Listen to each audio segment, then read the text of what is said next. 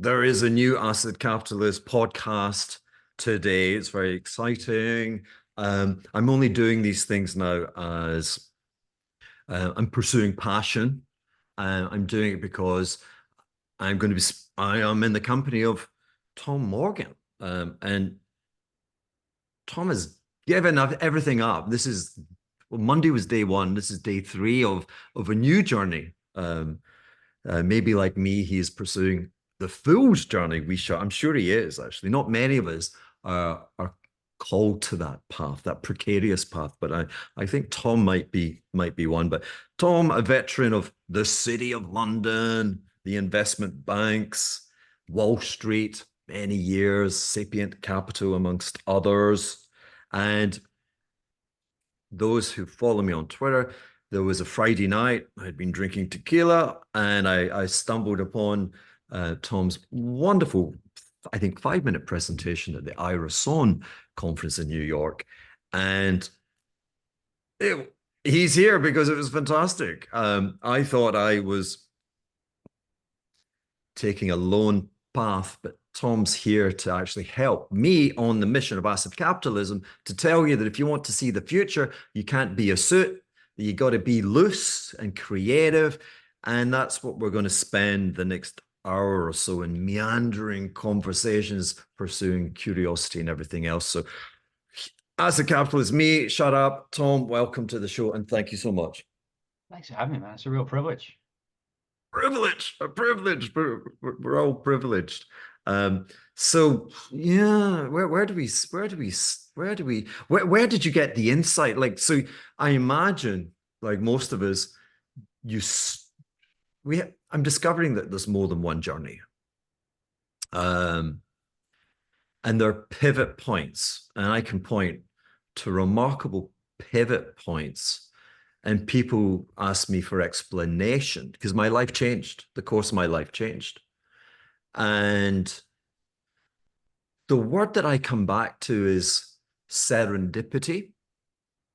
But one also has to take ownership of it. And I think it's all about the life force and the energy that you put out there, that it bounces off the universe and comes back to you. And I think that's my description of serendipity. But I've got a memoir coming out at the end of the summer, and I write about my pivot points a lot, so the audience know my pivot points. Am I right? Can you think of those moments? Yeah, very clearly, because they're characteristically bonkers. I was in the city and on Wall Street for about 15 years.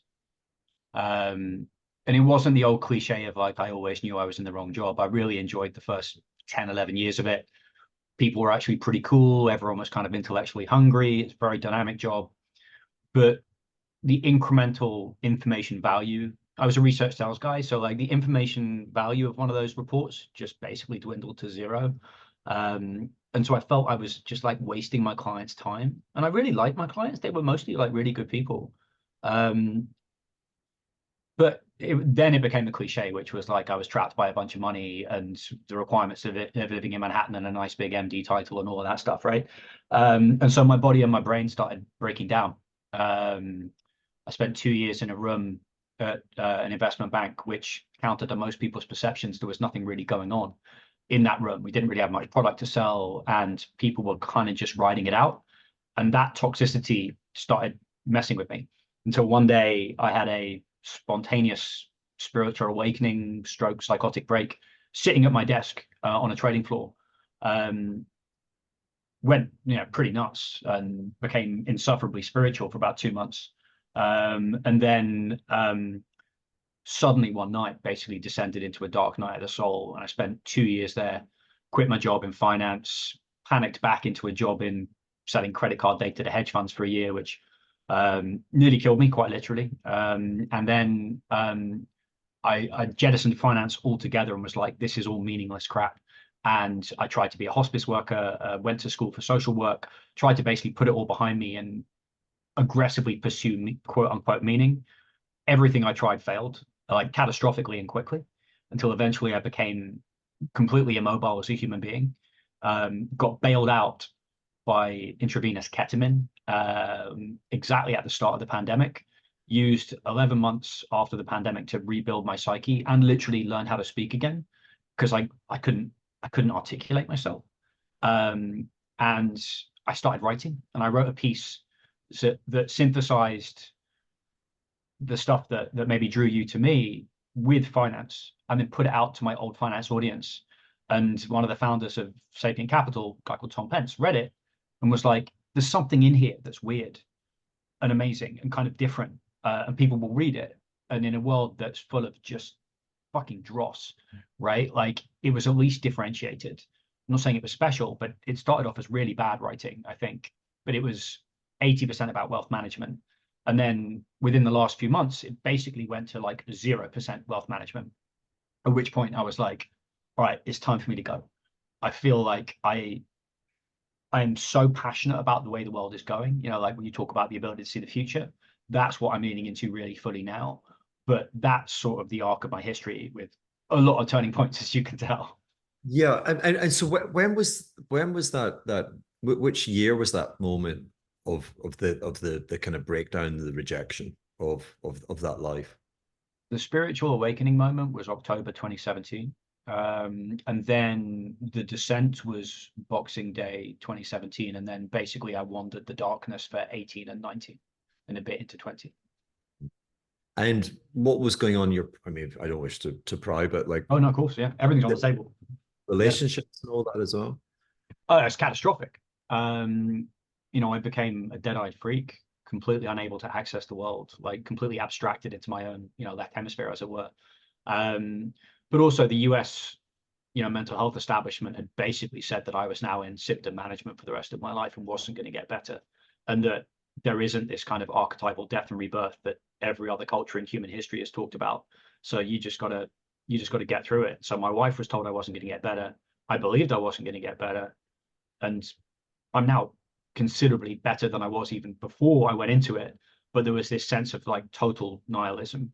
My wife stayed with me because she's incredible, but she had no expectation of me actually getting better. I had a kid for a year of it, but had no ability to have any contact with him whatsoever because I was so abstracted.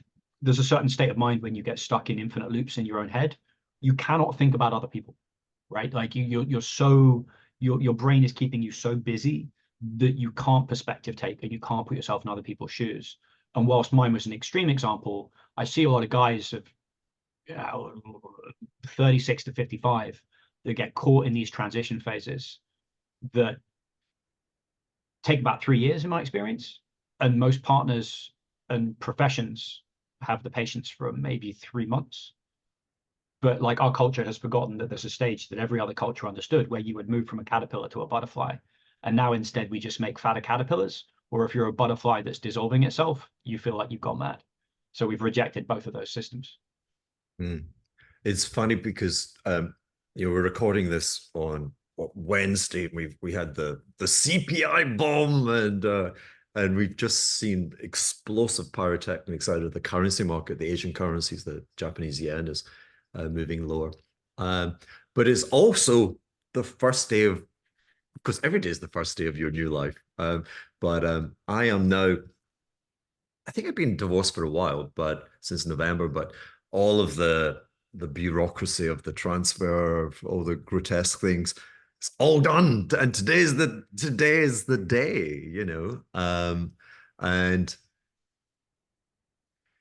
I wasn't fortunate enough to keep the lifetime partner.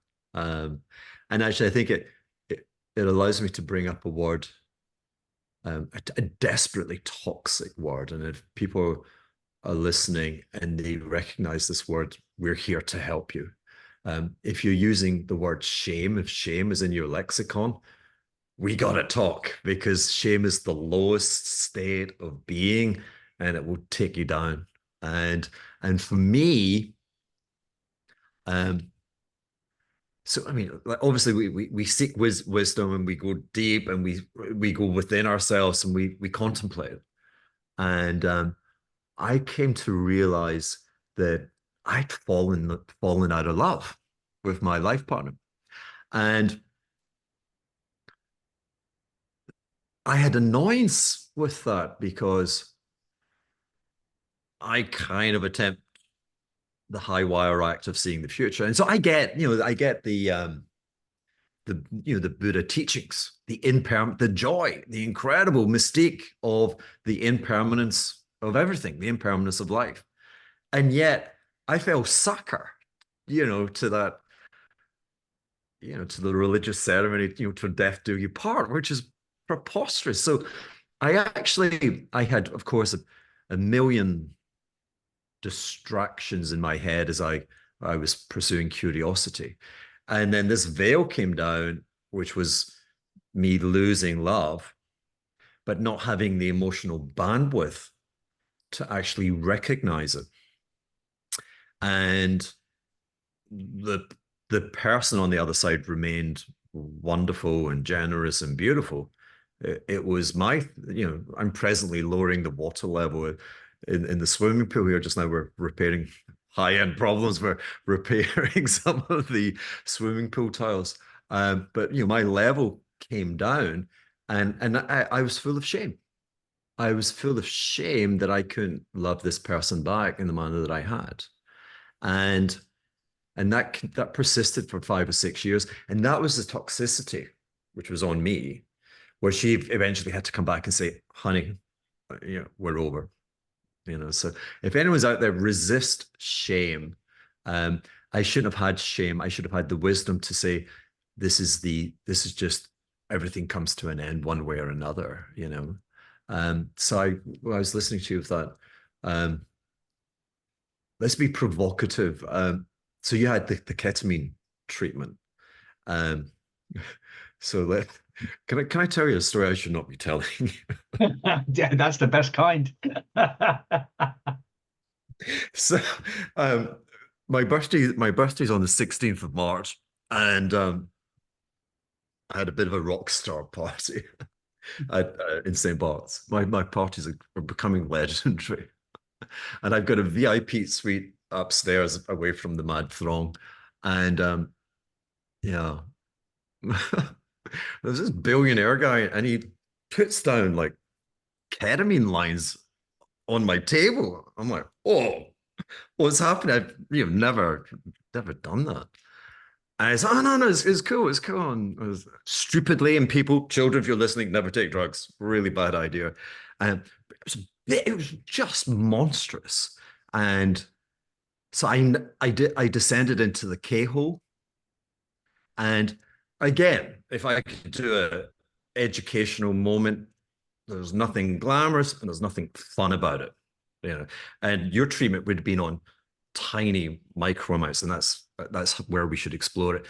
Never find yourself in a K-hole.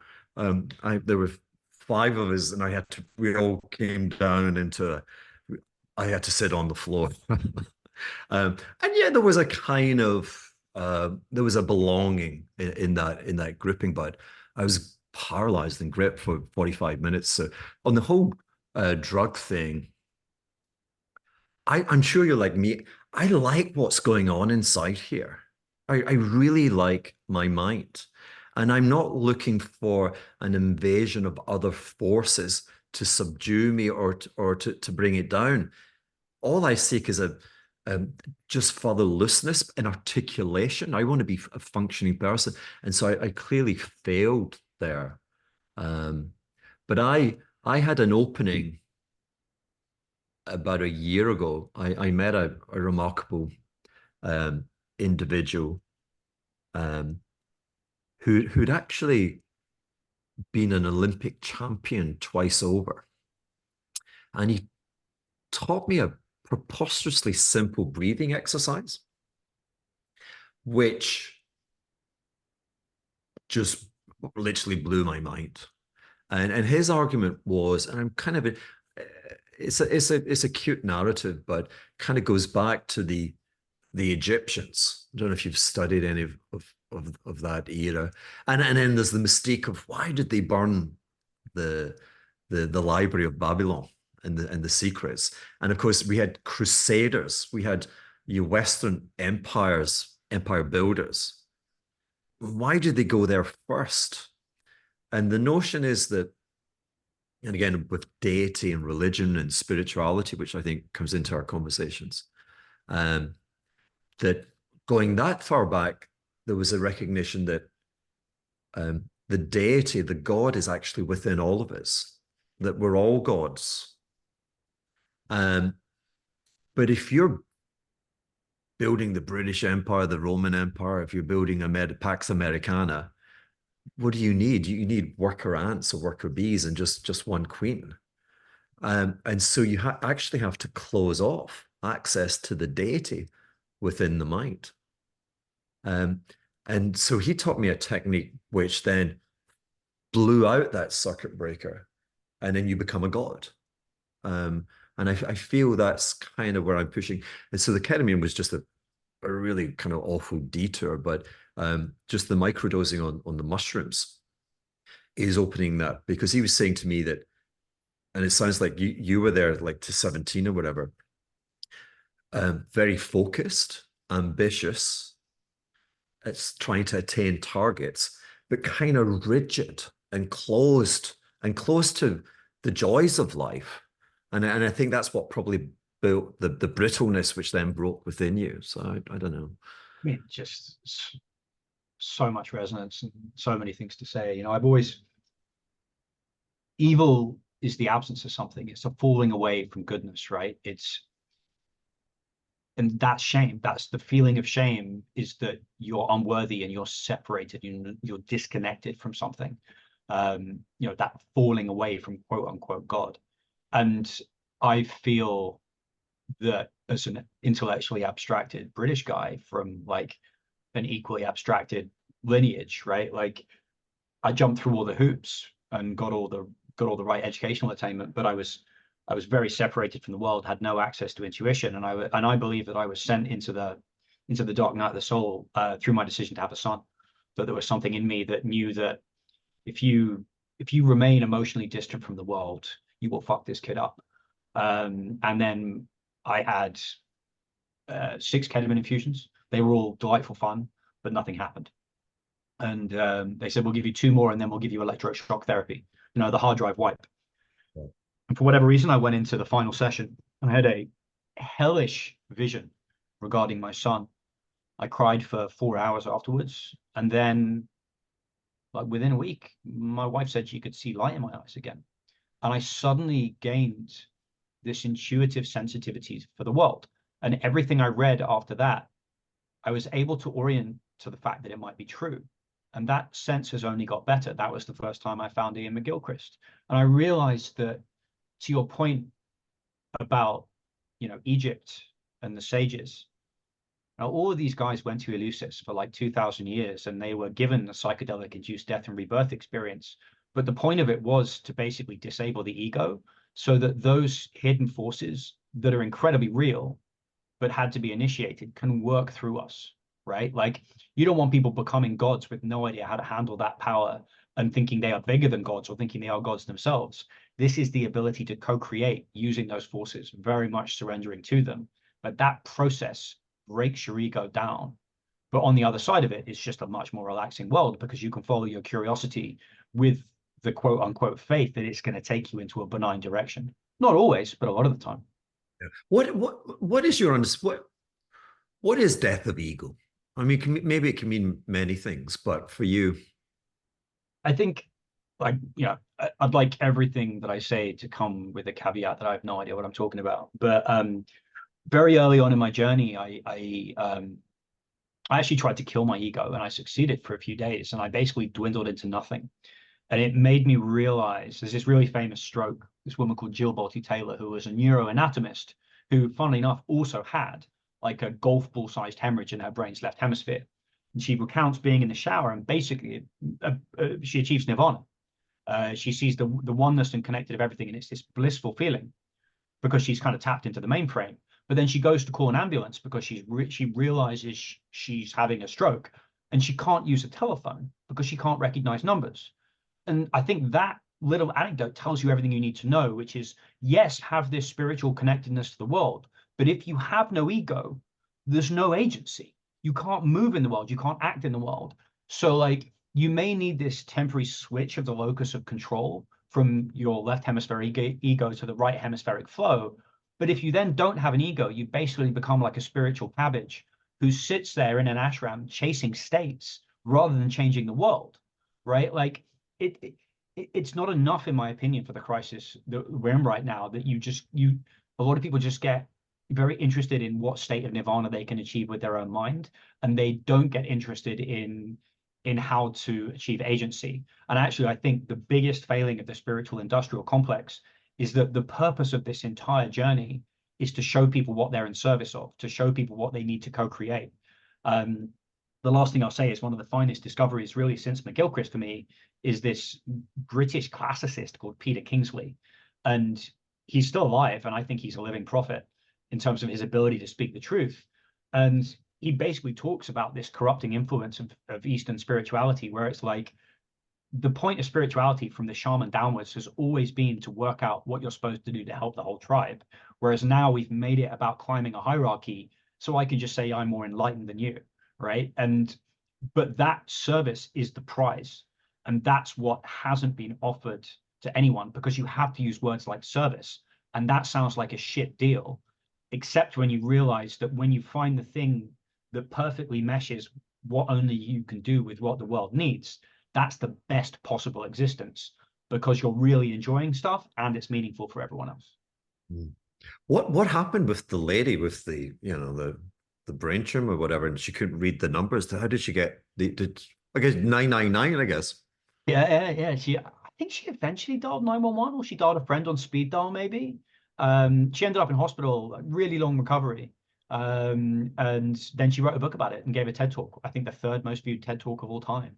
And funny enough, the same happened to a Scots lady in one of the most interesting articles I've ever read, called What My Stroke Taught Me. And she was in Edinburgh singing karaoke, and one day she went down with a left hemispheric stroke. And she described how she could just sit in the hospital bed and watch a tree for hours because she was just so at one with everything. But she lost the use of language. Her family were freaking out. She was totally disconnected from them and blissy, right? But her family were freaking out because she had to learn how to speak again. So that's this dynamic for all these people like Balti Taylor and Lauren Marks was the Scottish lady's name, where basically you get this sense of connectivity, but you lose your ability to act in the world, like in a nice kind of left hemispheric way. Mm. And because you said the infinite loop, I've got a wonderfully close, really, really close friend who wrote an album, a rock album last year, and he's pivoting, he's very creative, and he's pivoted into this kind of writing music. And music is that infinite loop. There's just, it's without bounds. And I'm kind of losing him. He's becoming again, he's blissful, but unattainable.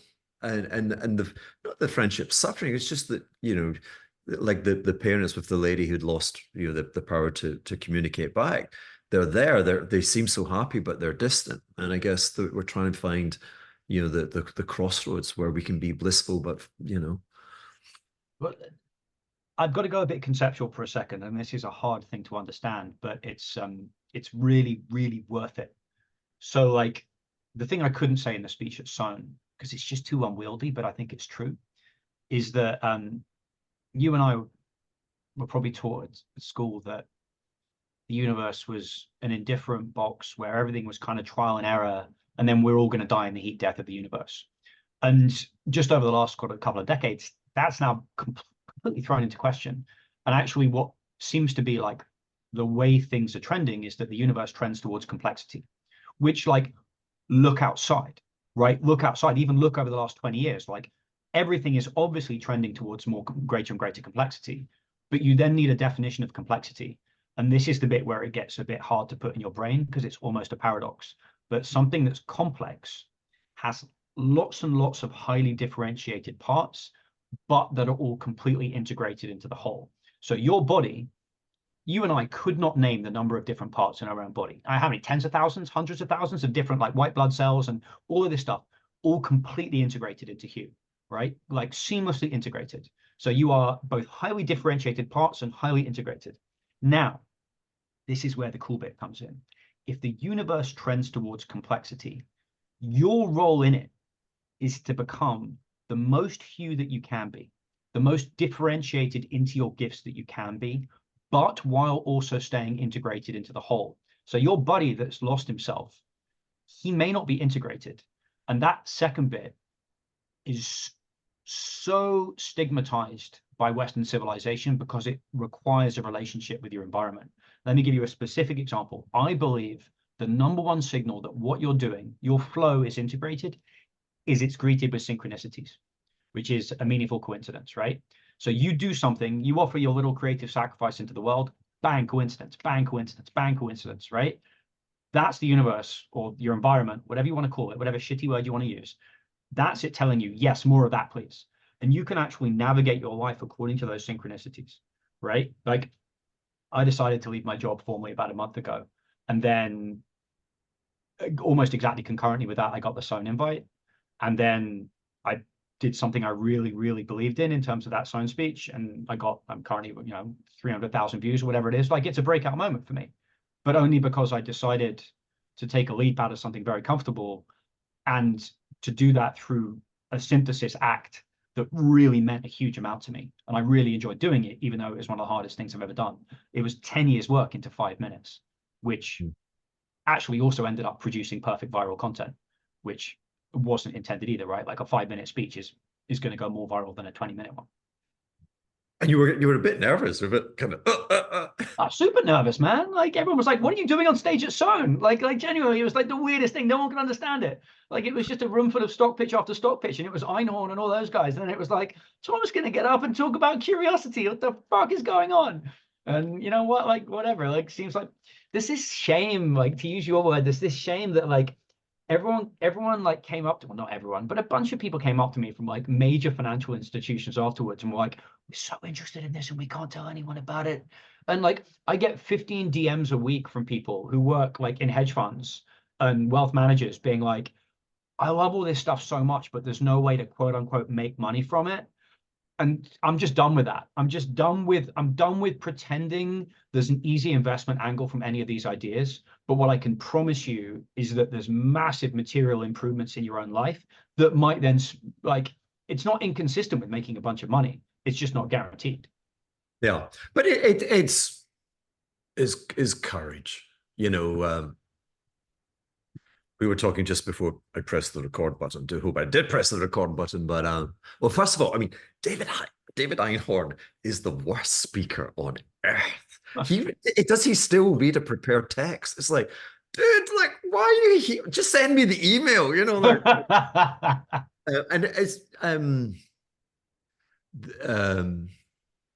my original hedge fund benefactor, the guy who put up, the initial seed capital. A wonderful chap. He'd seeded Soros. Mm. And I was walking in his garden in Lugano, and he said to me, I think he had three reservations. I'm like, wow, only 3? I'm like, this feels good. And one was my age, because I think I was early 30s. I was 33. And he was saying how George had been 40. And that whole kind of Nassim Taleb thing when he goes back and he talks about life assurance in Renaissance Italy and how the 50-year-old got cheaper life assurance than the 21-year-old. And initially, what? But it's like, 21-year life was even more precarious or less complex, less integrated back then. Whereas the 50-year-old guy, the guy had form. The guy was, triple A credit rated. So there was the age, and it was two problems. And the other reservation was that I spoke too well. And I have to say, I've had the great fortune to share stages with the gods, and they can't speak. And I've also thought, oh, what if I could can we swap a little bit, one versus the other? Shit, what was I going to? And then I like the fact that you were saying you're going to get deeper and more complex, but then you're using language which coincides with album covers from the Police, synchronicity. So I mean, we can stay in that loop. It's funny, my Zenyatta Mondata, which I think I was 12, 13 when that came out. And it was the long album, I played it all the time on the gramophone. And it was recorded like 50 kilometers from where I am. And one of the tracks is Voices in My Head. And I'd forgotten all about this when I was writing my book. And I was kind of going through like the music of the time. And the blissfulness that I've had has been I hear voices in my head. Oh no, it's zoom time. It's the evil acid capitalist time. Um, Friends, family, thank you for watching the first half an hour. I'm afraid the rest is behind the dreaded, the evil paywall. It's exclusively for lovely folks on Patreon and Substack. We do hope you can find us on the other side. We really hope we whetted your appetite. Peace and love from St. Bart's, from the Acid Capitalist.